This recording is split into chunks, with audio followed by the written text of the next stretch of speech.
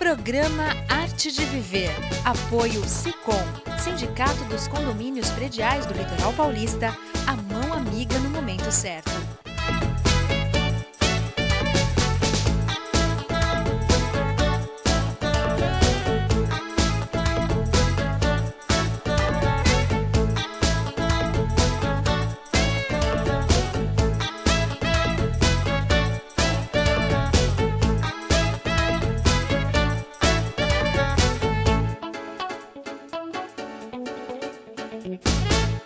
Olá, está começando mais um programa Arte de Viver.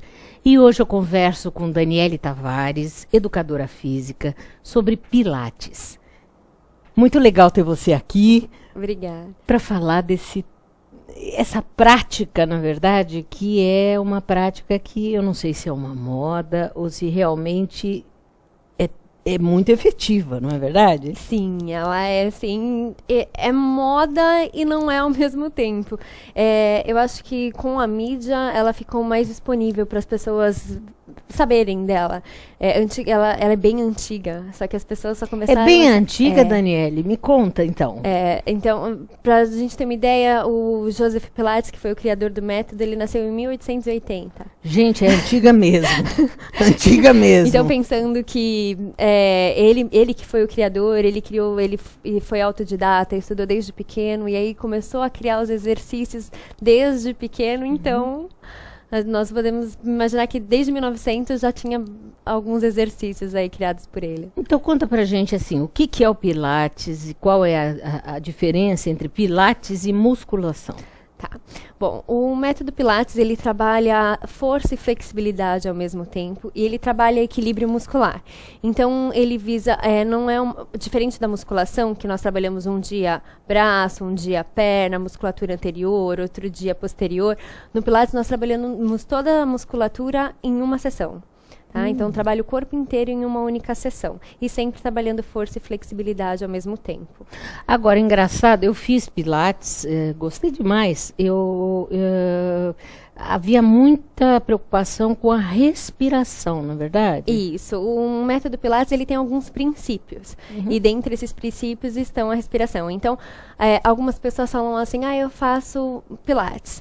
E aí, quando eu vou perguntar, e a respiração? Não, mas eu não gosto da respiração. Não. Aí eu falo, então você está praticando qualquer outra modalidade, menos o método Pilates. Sim, porque foi uma das primeiras coisas que eu lembro que se praticava bastante, né? Aquela preocupação com a respiração, você aprender a respirar, não é? E tem até no livro dele, né? Então tem um capítulo no livro dele que ele fala dessa parte de respiratória. Então, como não trabalhar a respiração no método Pilates? E qual é o princípio, então? Então, na verdade, alguns livros dizem 5, outros 6. Seria controle, centro de força, que eles chamam de powerhouse, controle, centro de força, concentração, respiração, fluidez e... esqueci de um. Alguns falam alongamento axial.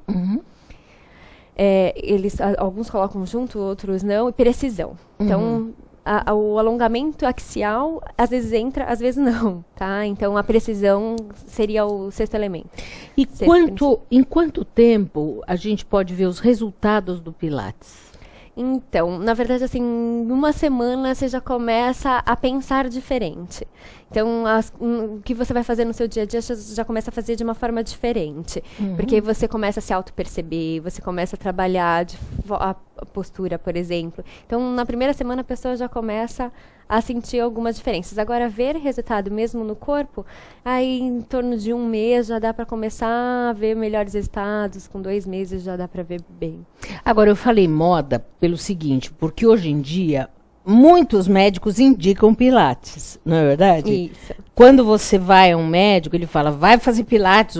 Antigamente era o RPG, hoje em dia vai fazer Pilates. Isso. Né? Ao que você acha que se deve isso? Então, eu acho que é os benefícios que o Pilates vem trazendo para a população. Então, para aqueles que têm problema de coluna, ele melhora as dores na coluna, ele fortalece a musculatura que envolve a coluna, então, musculatura posterior, a musculatura do powerhouse, que eles chamam, e outros benefícios, como hoje em dia, eu eu publiquei um artigo que fala da melhora da pressão arterial em indivíduos hipertensos, tem a melhora, alguns artigos já mostram a melhora do humor, melhora do humor em adolescentes, melhora da concentração em adolescentes, melhora da depressão, estresse. Por causa da respiração, isso?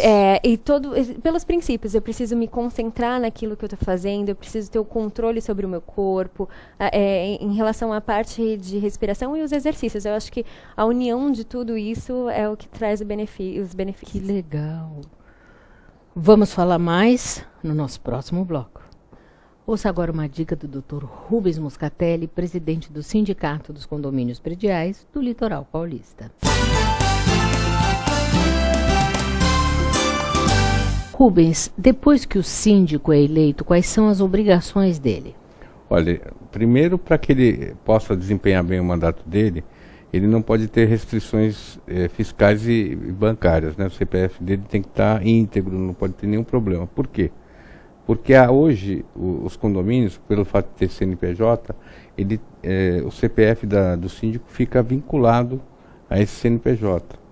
E para ter movimentação bancária, movimentação nos vários sistemas do governo, o CPF tem que estar regular, sem nenhum problema. Então esse é o primeiro aspecto importante.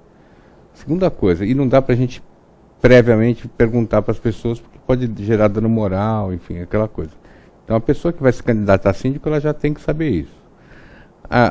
As outras atribuições, elas são ligadas na responsabilização do síndico por questões previdenciárias, tributárias, ambientais, trabalhistas, civis, enfim.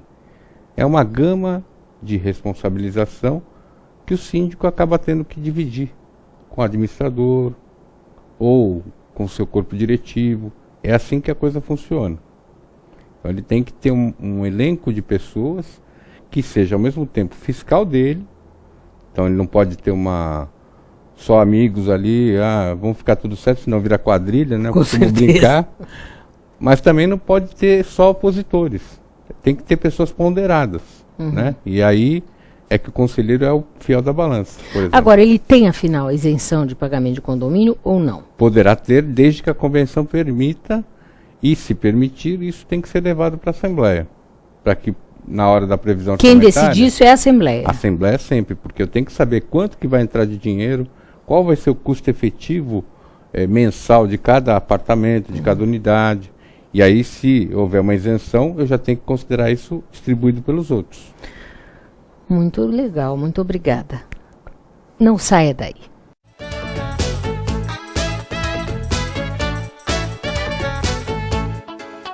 O SICOM vai promover um workshop no dia 25 de julho com a psicoterapeuta e psicanalista Sandra Helena dos Santos com o tema A Comunicação Transformando as Relações. Será no dia 25 de julho, das 14 às 17h30 no SICOM.